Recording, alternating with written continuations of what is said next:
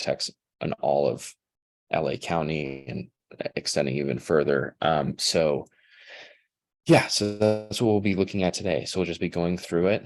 And if anyone has any questions, the way I like to do this is just as like, just us talking. I'm sure you have a lot of like formal classes with like sales pitches and stuff like that. That's not really what this is. It's just, we're just going to talk about architecture and look at some cool stuff. Okay, cool. Yeah. We also do like architecture tours. It's going to be a little while till we do the next one. And then the other thing is the thing that we offer, which could bring value to your deals, is we do help brokers close deals, particularly on tricky sites. So if you have a client who wants to do an ADU on, a coastal zone project, or if you have a big hillside thing that has tricky ordinances, sometimes an escrow. There was a house that was in escrow in Beverly Hills for $7 million, and they called us to make sure they could build what they wanted to build. We did that during escrow. They closed the deal. So we're a resource for you, specifically around new construction, remodels, ADUs, anything like that. And we do like a basic feasibility study that helps out with that. So you can call us, and hopefully we can do something. You're not really a contractor. You're an architect. So I am an architect. All the plans for the contractor, right? Yeah, we do that. I'm actually about to get my contractor's license. So we just started our construction company. I just got the corporate papers last week. So we will offer that, but for specific projects. But I'm a licensed architect in California. So we do all that stuff. And we also help get the right. So you do all of the plans, get it signed off by the city, and then yeah. Okay. Yeah, I mean, there's a process and a team involved in that, but we do that, and we spearhead that kind of a project. Okay. Yeah. Sweet. So that's what we do. And then I'll put my info in the chat for anyone who wants to reach out to me. Okay. Feel free to reach out to me about anything. Any general questions. We also offer a class on ADU development, which is trickier than it sounds. It's not really just a garage conversion that's done for really cheap. It's much more than that. And then we also do a zoning analysis class. But I will, so I'll jump into this. Okay. Sorry, go ahead. I have a quick question about that while you and I are having this conversation. Anybody else welcome to jump in? But so let's say that I'm in escrow, right, with a client that wants to add on an ADU.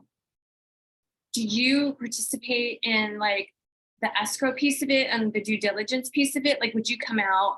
Like, would we be able to pay you to come out and say exactly?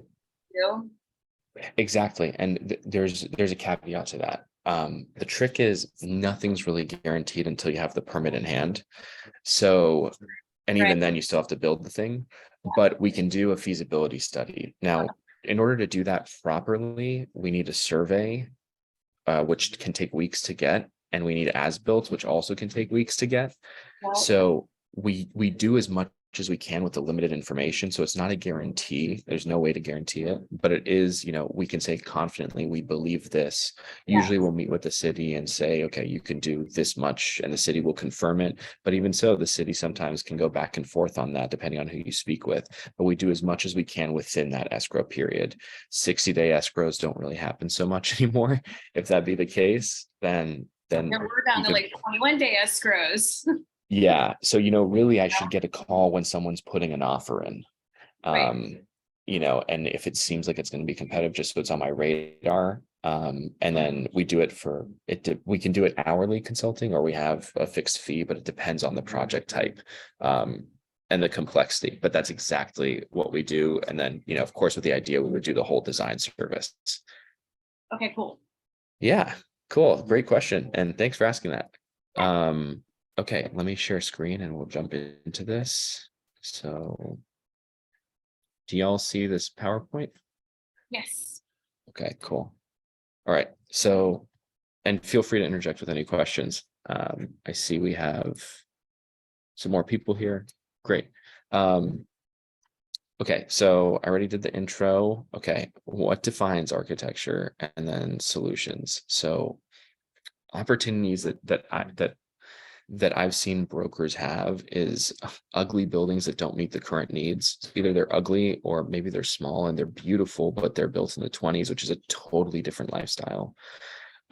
Issue two is a difficult barrier of entry to be knowledgeable of. And then the idea is positioning your brand as a broker at the highest caliber of buildings. The idea being you sell buildings, the best of which are done by capital A architects. Often they're done by people who are really, really good at designing buildings, and clients, more importantly, clients who want that, which is not everybody, for various reasons, whether it's budget, lack of taste, disinterest.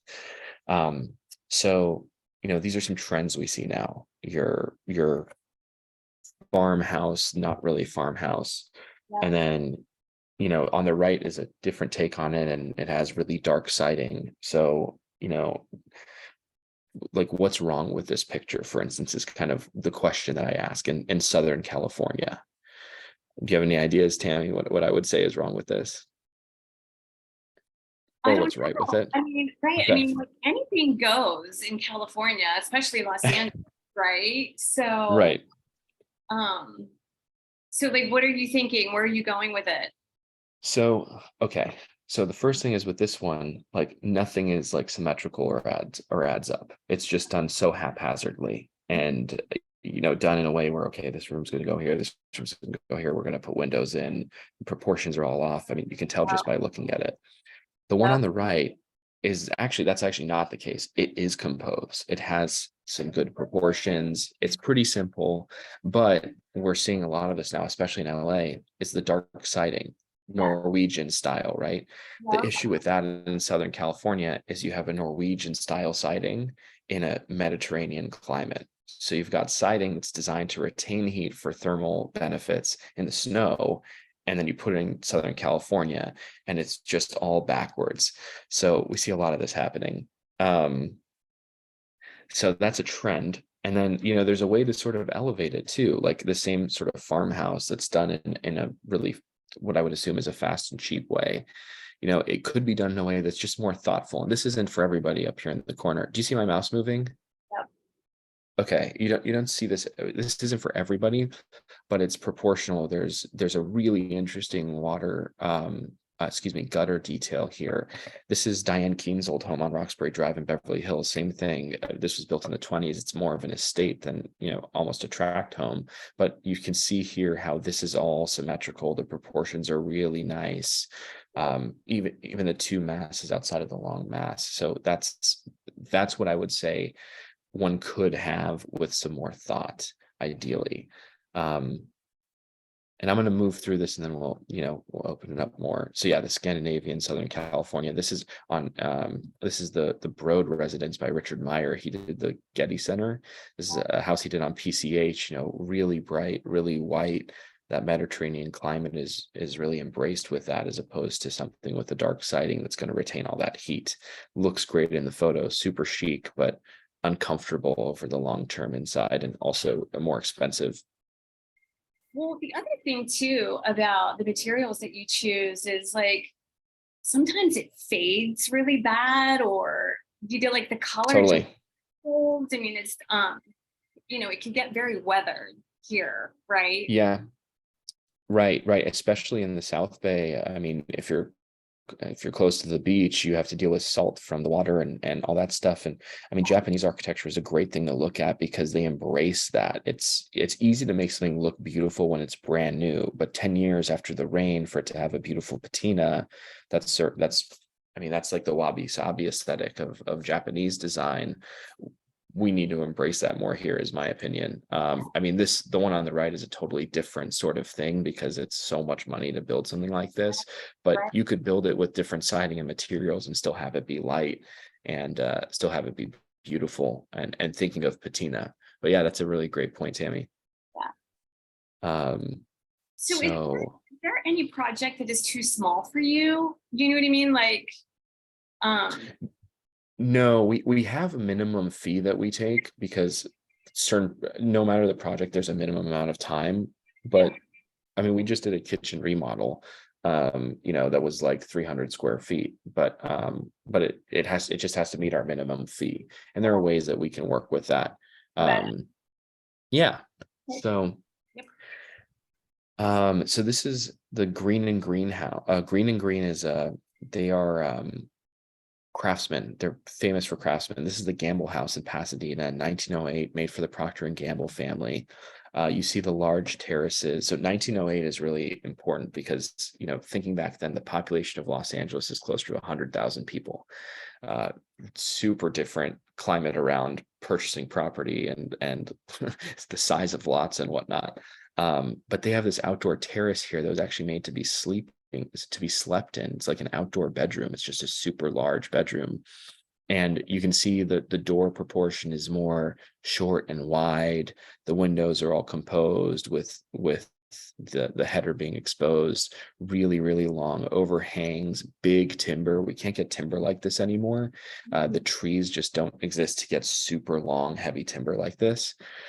But this was really popular in 1908 to 1920, even before that. And this is a craftsman style before we really got into 2x4 studs, and that being the main thing that we used for construction. And this was actually where the house for Marty McFly's grandfather in Back to the Future, Oh, the really? garage is the Green and Green Gamble House garage. Yeah.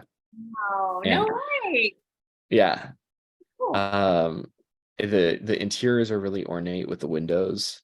They have these stained glass. They often have exposed wood. This is another one that they did off of Camden Drive in Beverly Hills. Not as big of an estate, but still clearly beautiful and having that craftsman feel and the beautiful garden. The Green and Greenhouse, the Gamble House was actually, I think it was like, I mean, it was a crazy amount of money and cost of construction. It's bigger than it even looks in this photo. It's also worth a visit. You can definitely go see it. Cool. So those are the Green and Greens. Is this helpful? Is my pace good? Yeah, totally. Good. And also please interject with any questions because I'm kind of on autopilot, like, going through the spreads, but any questions you have, please feel free. So this is Irving Gill's Horatio Cord. Irving Gill did a lot of work in California, and he also did that in San Diego. He had these beautiful, just like really well proportioned arches and composition of the windows. This is really close to the beach in Santa Monica, and it's actually 6 townhomes. And you can see like the way that the geometry of this cube is, it's proportioned really well. The windows are thought out to let light in with the corners there. The flow of the space is something that is thinking about the environment and the experience to go inside. I've been inside of these units before, and they are spectacular. And this was built in 1919. And then we have Frank Lloyd Wright and the Hollyhock House. So this was for, I believe, an heiress. And these things that you see up here are based on hollyhock flowers. Frank was really influenced by Mayan architecture and pre-Columbian architecture. And you can kind of feel it in the massing, the sort of pyramid feel. But this was another big estate. It's Barnsdall Park now. You can go visit it also. And they just reopened, I believe. And they have like great art functions there. They also have this is in Los Feliz in LA. Yeah. It's up on a hill, like kind of in the middle of Hollywood, interestingly, and it's just for this property, and it overlooks all of Hollywood, but it's not in the hills. Huh. Okay, cool. So that's yeah, and I mean, definitely a cool thing to take clients to if that's something that you're doing. You can tour it. Yeah, you can tour it. Cool. And so this is the interior of it. This fireplace actually has a has a water feature all around it. So, but it's this massive object-like fireplace with this great skylight. And again, all the great architects in California try to have a really strong indoor-outdoor experience. So doors coming from outside straight into the living room, well-placed windows that are thoughtful, something that's really important to the good architects. Yeah. Some more Frank works. Sorry, do you have a question, Tammy? It's just beautiful. Yeah, cool. I'm glad you think so. It's yeah. I love it. They're fun to see. So this is other Frank Lloyd Wright work. This is La Miniatura. This was actually in Westworld at the end of season 1. You could see the inside of it there, but he was doing these concrete blocks, and as you can tell here, also influenced by the pre-Columbian architecture and the pyramids. This one on the right is it's called the Jaws House. This is actually rumored to be where the Black Dahlia murder occurred. It's the Snowden house. But it's used for like a lot of fashion shows or sorry, with the new baby, I'm still catching up on sleep. But yeah, but it's used for like runway and events and things like that. And this is on Franklin Avenue in Hollywood as well. Sort of just, there amongst everything, sticking out as a little gem. The Schindler House. So Rudolf Schindler was rumored to have worked for Frank, or no, not rumored. He did work for Frank Lloyd Wright.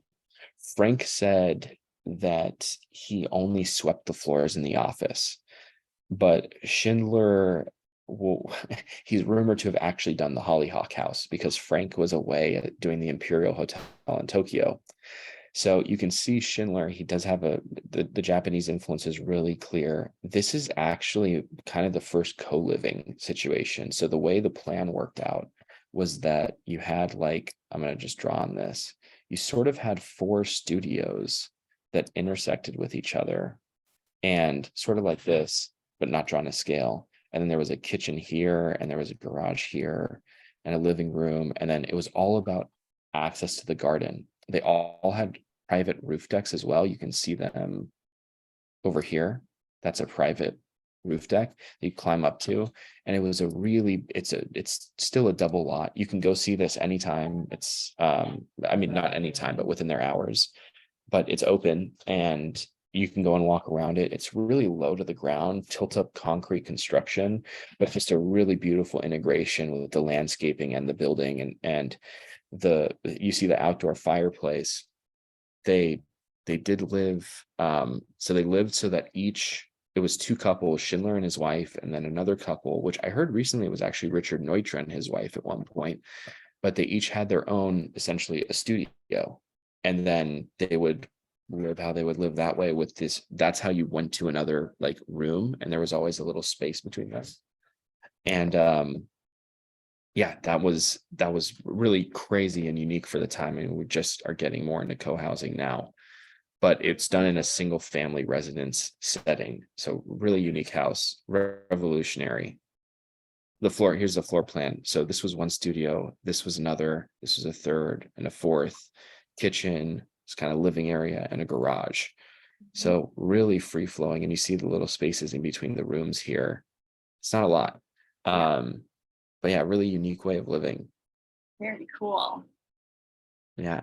And so this is an apartment building he did called Manola Court. It's in Silver Lake. And you can see again the composition, the proportions, the way things line up, the way he lets light in and really crafts these views, showing the mountains. I mean, he did this here to see the mountains and then also leading up to the sky, the large loft space, the light coming in and bouncing off the walls. Just, working with the elements, being thoughtful. Instead of so many times in Los Angeles, I don't know why, they put a fireplace right in the middle of like where the view's supposed to be, right? So you can't even see it. Do you notice that a lot here? It's like, why? Yeah, I notice all sorts of stuff like that, and people, and there's a lot of reasons for that. Either the architect isn't thinking about it, or more often than not, the client is dictating what happens, which is fine because it's a client's home and it's their money. But sometimes they don't listen to the architect, and sometimes they just don't want it. Also, but when you have a good, sorry, I don't know if you can hear that. You need to go? No, it's just the speaker above. That's yeah, but beautiful. Yeah, that wall of windows is just stunning. Yeah, it's like a painting. It's just spectacular. So Schindler is one of the great masters. In Hollywood, you kind of have these like, film influenced buildings too, but still, really nice proportions. Oh, I actually meant to point out in the Schindler, do you see how like this lines up and this lines up and this lines up? That's a sort of thoughtfulness, right? It's nothing too crazy, this lining up here, but it's just, what's that? Clean lines. Yeah, yeah, and just composed and well thought out. Yeah. Oh, excuse me. Oh.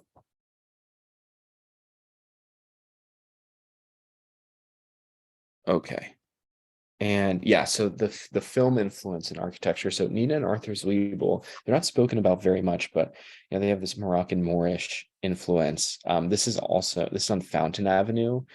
But yeah, I mean, it sort of speaks for itself. I don't feel like I have a lot to say about it necessarily, but there's ornate details, there's the archways that are more curved. It's interesting in that they have smaller scale in certain areas like this room, but then there's always this loft space opening up, and just the beautiful chandelier and the detail of the curtains on the windows and the garage doors, which don't really work for cars today, since we're no longer using those old Fords. This is another building they did of condos in the Hollywood Hills. Jason Schwartzman actually had a beautiful condo here that went for sale in like the 2000s.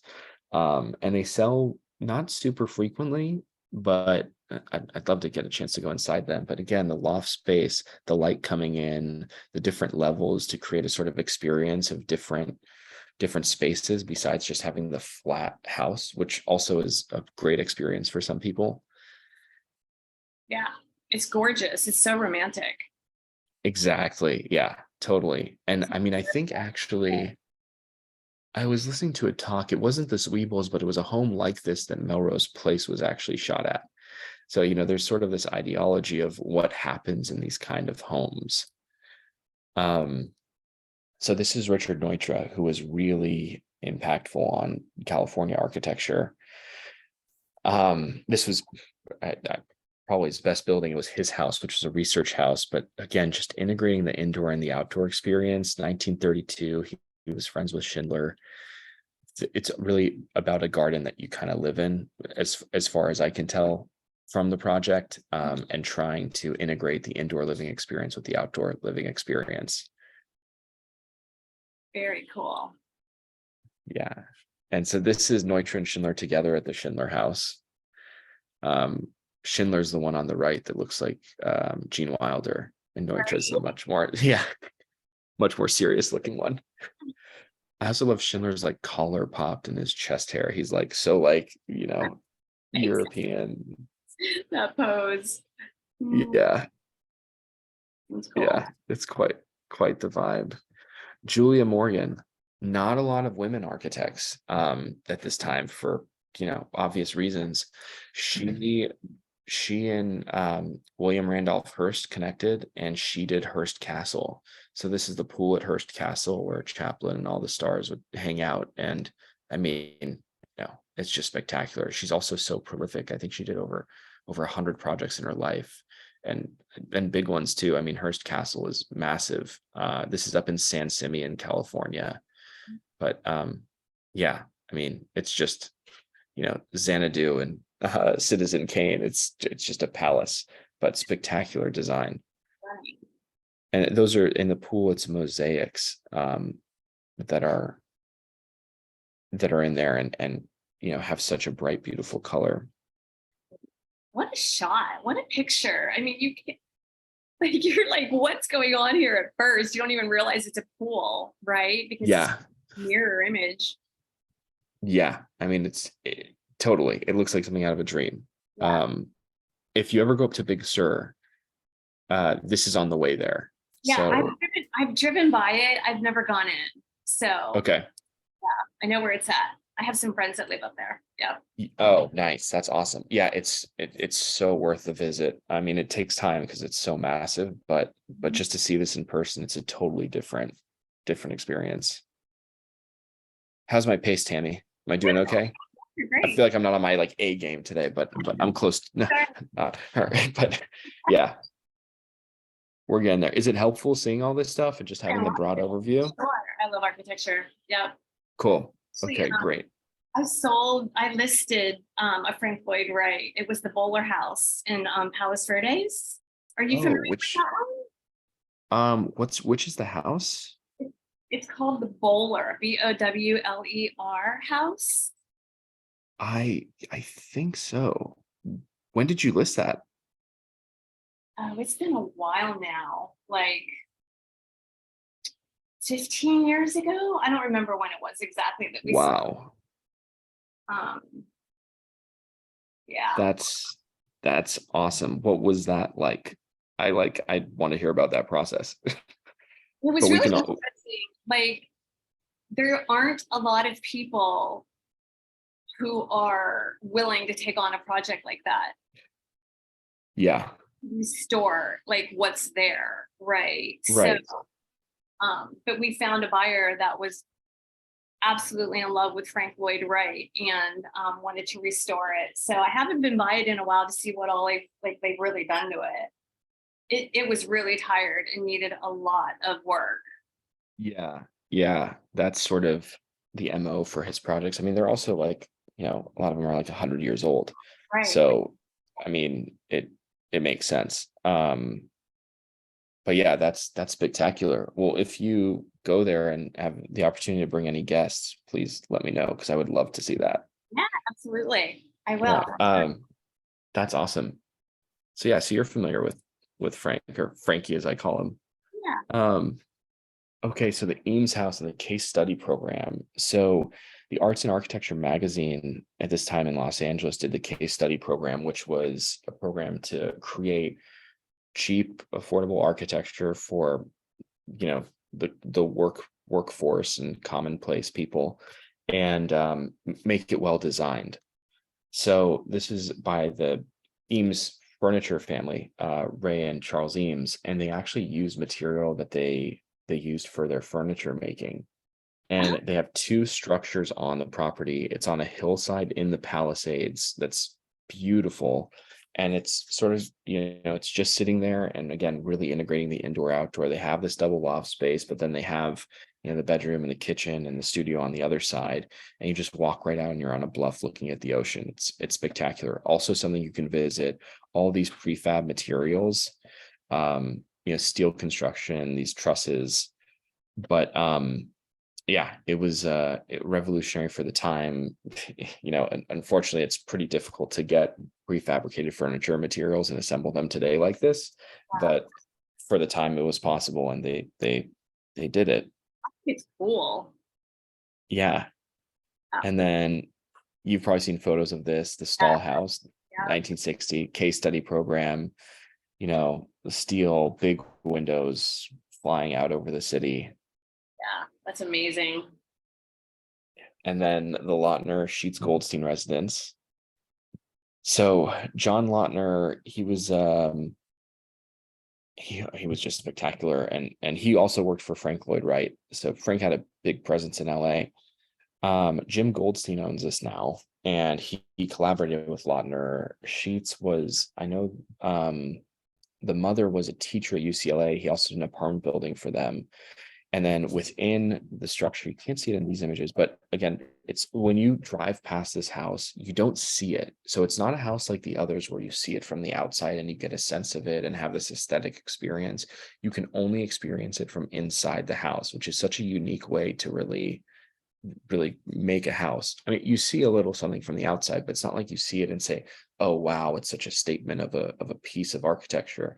When you walk inside it, you get this experience of flying over the city and having everything be composed. And so you can see here, he went up with the kids from the family, from the Sheets family, and he put glass bottles in the concrete as it was forming. So it creates this rainfall effect of light through the No day. way. Yeah. Wow. That looks amazing. So I wonder if it was in the last image. It's not quite in there. Yeah. And so Jim actually donated this to LACMA. So now this is going to be something that people can go tour in the future. And then of course, this is Jeff Bridges and the Big Lebowski at Right. the Sheets Goldstein. That's awesome. Yeah. Yeah. So Cappy, the Cappy residence. So there's Ray Cappy also did a project on the Strand in Manhattan Beach. It's a beautiful concrete structure with great landscaping outside of it and sort of a circular. I in my next year when I do this presentation, I'll have it in there because it's in the South Bay. But Cappy again was all about indoor outdoor experience. So he had this hillside sloping lot in the Palisades, and he built to the lot. So he had all these different levels, as you can see on the right. You know, the living room with the studio underneath it, the other living room, and they all have an interaction, a visual connection with each other, which also makes the space feel so much bigger. So he used the landscape to his advantage. These big windows that are shaded so he doesn't get the sun blazing in, and it's looking out at the landscaping. It's just the most brilliant design and natural materials. Cappy was really a master. I kind of see him as like the Frank Sinatra of architecture in LA. Wow. Huh. Okay, cool. Yeah, he's a really special one, and his homes are really coveted. One's actually on the market right now in Beverly Hills. I think one of the later ones he did. Sadly, he passed away about just before the pandemic. Um, Frank Gehry. So we all know Frank Gehry, I think, but he did the Walt Disney Concert Hall. He This is some of his early work. So this is the Danziger studio. Danziger, I believe, was a furniture maker. And again, you know, really simple forms, cubes, windows composed to bring light in, large loft spaces. That's kind of a formula for good architecture. It sounds a lot easier than it is, but really simplistic design to create this beautiful experience. Definitely. I love it. And then we have his house, 1977. So this was kind of, I mean, this made waves in architecture. Before this, LA wasn't on the architecture map. It was like, oh, the people are doing stuff in LA, whatever. In New York, they didn't really care about it. But so this was Frank's house, and he went through a revolution. He started going to therapy and hanging out with all these artists, and went through a divorce, and he built this home based on the influence that he had, or strongly influenced by his friends in this therapy group who were all artists and the Venice art scene of the time. And he just kind of did what he wanted. You know, previous to this, he did Santa Monica Place, a shopping mall. He worked at Victor Gruen. It was very conservative design, but he got the basics down. But this cube here, it's like this cube that's rotated, sort of. Mhm. That's that's the same. I'm pretty sure that's the same one. Oh, wow. Yeah, yeah. So this is, yeah. I mean, I mean, it's kind of, that's yeah, crazy.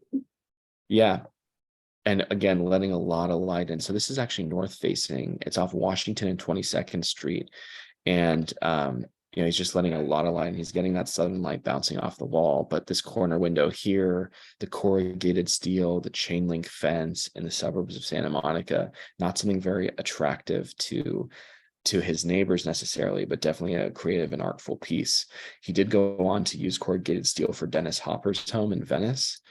And also, you know, in terms of like radical materials, he used asphalt for the floor in his kitchen, like street asphalt. No So way. he was, yeah, so he was really stretching things. Yeah. Spiller Residence Venice, again, large spaces, exposed wood, natural materials, good light coming in, corrugated steel, using a cheaper material to get this industrial look. But there's something about the contrast with that and the trees, and now there's even more in that landscaping that just makes it so beautiful, I think. But not for everybody. Definitely not for everybody. I love it. That's what I love about Yeah. LA. Like, there's so many different things here, you know. Yeah. Yeah, definitely. So this is by Studio Works. This was Gagosian's place in Venice. It's influenced by Italian architecture, actually, and the regulating lines and the proportions of the facade. And this is where Jean-Michel Basquiat lived when he was in LA. And a lot of artists lived here. So when Basquiat came here to like get clean, Gagosian put him up in this house, and that's where he was doing his work in LA. But they have this rotunda with this great light. And my second project is to the left of it next door. But this is another special one, and just really industrial, kind of rough Venice. It's worth checking out now. There's also a great restaurant across the street called Market that recently opened. Okay, cool. And we're getting to the end. So Tom Main, so something interesting here amongst all these people, Ray Cappy started a school in the 70s called SciArc. At the start of the school, Tom Main came on as a teacher. Tom Main was the project architect for Caltrans in downtown LA and Cooper Union, or he was the architect. His firm was I know Pavel Gedov was one of the project architects, maybe the only one.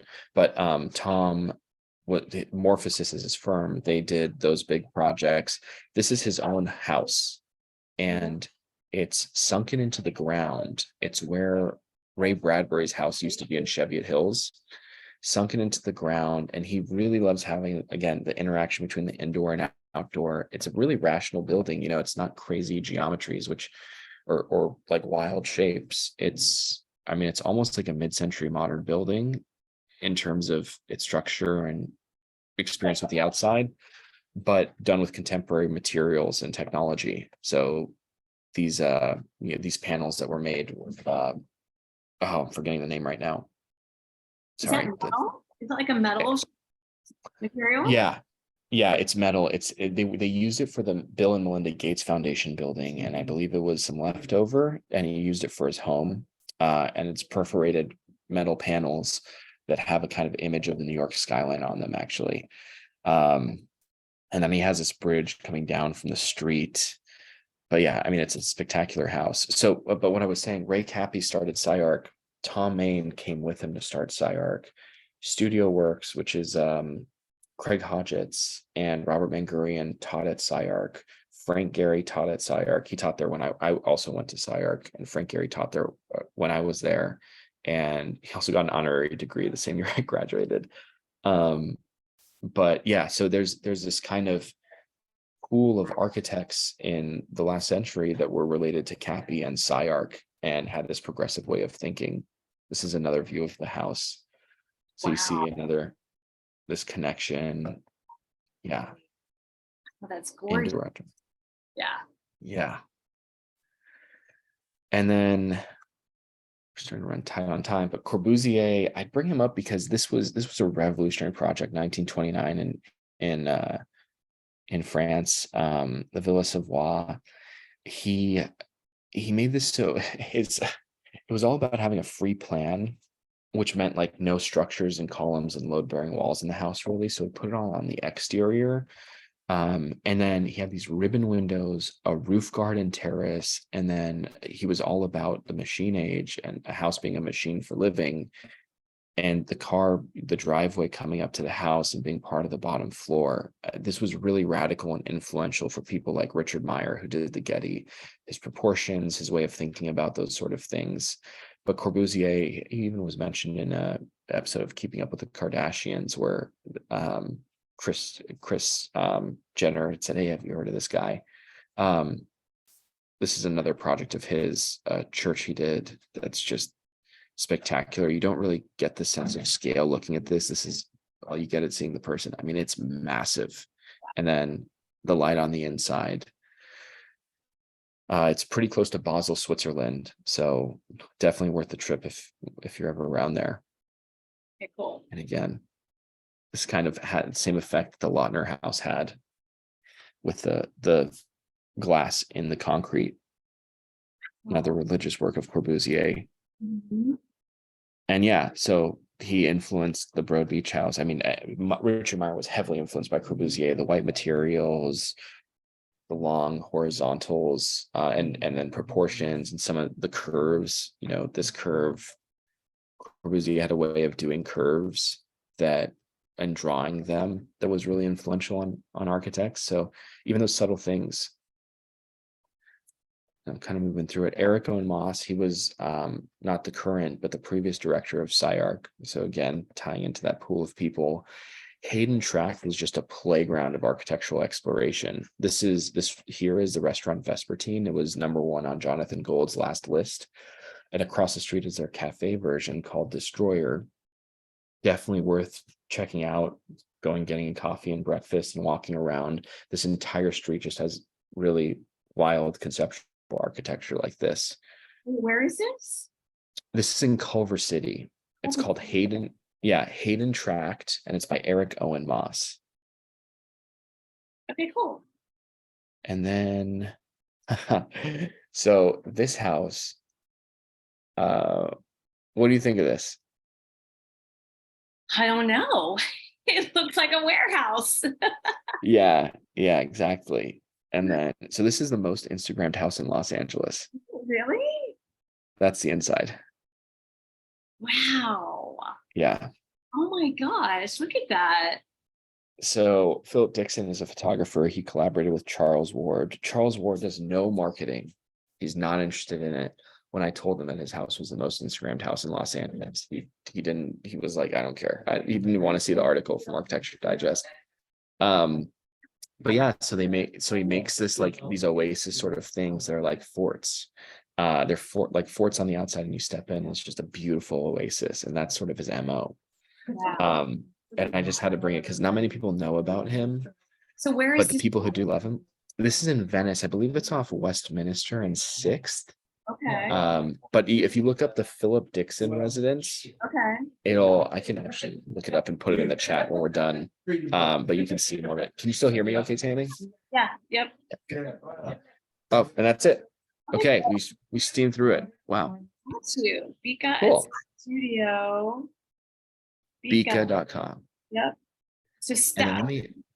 Yeah, my name's Steph. Do you have any questions, thoughts, comments, complaints? No, I loved it. So if you have any advice for somebody that wants to learn more about architecture, like is there an organization to join or anything like that? Because this is so broad, it's kind of tough.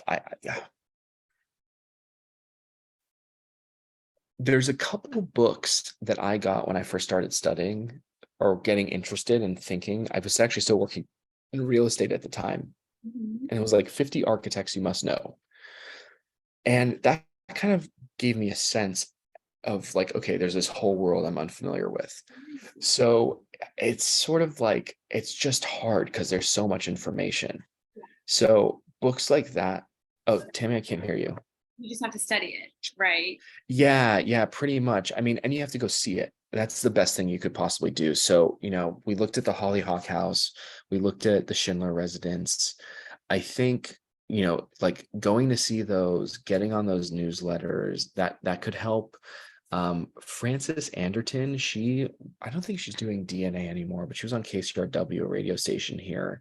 She's really great at making architecture accessible. And then also I think, also going to see the Eames house, and it should naturally sort of start to develop from there. But, I mean, that's why I did this and kind of had us go through everything. You kind of have to pick somebody, look at the books on them, etc. You could also go and spend like a day at the SciArc library, which is probably a drive for you because it's in the arts district in downtown LA, but they have like all the architecture books. Oh, really? So yeah. So it's SciArc is the school, SCIARC, and then it's the library in the school. And they just have all the stuff. So like I feel like if you were to go in there and the librarian was there, and you can even email them. Actually, their list might be good. That's a really good question. Do you want to give me your email and I can follow up with you on that? Yeah, I'll put it in the chat. Cool. It might take me a little while so feel free to remind me. But I will. I mean, it would be fun to do tours, go take a tour somewhere, right? Make it. Yeah, exactly. So definitely, this is so weird. Definitely email me, and I mean, I'll email you, but email me about the tours if you're interested. For everyone on here, I'm not sure if anyone else is here, but feel free to email in order to get on a tour. Sorry, my energy is very, very low right now. I'm usually much more enthusiastic in person, but I'm in the hospital right now. for those who joined late. Yeah, but we can do that. And then I'd love to hear, like, what kind of stuff would you like to hear for another talk? What would be helpful? I mean, if you have any ideas now, because I can kind of craft something around that. Yeah, I can And email you. I know you're at the hospital, so I can let you go. yeah, That would be fun for you to choose to organize tours for groups of people, right? I think that would be kind of cool for you to connect that way. yeah, it's, they're honestly, they're a ton of work. With that. So yeah, I've done one, and yeah, it's a lot of work, which is fine, but it has to be kind of synced up a certain way with the schedule. And I don't know what to expect the next month right now, but I'll probably do one in summer. I think I'll probably do one like every quarter. So what kind of like listings and clients do you work with? Also is one of my questions. So Tammy, if you'd be happy to share. Yeah, I mean, mine ranges from, fixers to luxury, really. I mean, I'm not really high end market, like up in Beverly Hills or anything, but in the South Bay, Cool. so, but, Yeah, um, I definitely work with clients that do remodels. nice. So, I could probably throw you some work, like that kind of work. I don't do a lot of new construction, but Yeah, I do remodel stuff. we do a lot of remodels. Yeah, we do a lot of remodels. So, oh, Lloyd, you studied at SCAD. That's cool. I just saw in the chat. That's great. Um, that's awesome. Perfect. Yeah, and I think, the South Bay is like, it's really beautiful. And one of the things that's great about it is that the I feel like it's still small town feel and connected to the beach in a way that Santa Monica has it, but not in all the parts anymore. But it's really, really special. Yeah, but happy to be a resource for that. And then yeah, and however I can help you with your clients, and either getting new listings or building something to put on the market. Um, that's what we do by building. So Cool. yeah, Perfect. I'd love to take cool. part more. So thank you for today. Yeah, thank you, Tammy. Appreciate it. And yeah, Hospital. thank you. Yeah, fortunately it's going really well. But yeah, well, y'all have a great day. Thanks for coming in, and hopefully the next one will be in person. Oh, someone just asked, do I ever invest in properties to redevelop and sell? Yes, I also do development. So we purchase properties and build them ground up, and to sell them, or ideally to rent them long-term hold, but also interested in selling them. It's a little tough now with the climate. The deals have been very rare. Very tight. Yeah. Yeah. Um, but cool. Well, I will set up another talk, hopefully in person and with better, a bit more awake at that time, and not in the hospital. But yeah, thank y'all for coming. I hope that was helpful, and Yeah. feel free to reach out. Awesome. Thank All you. right. Thanks, Steph. Thanks. Take care, everybody.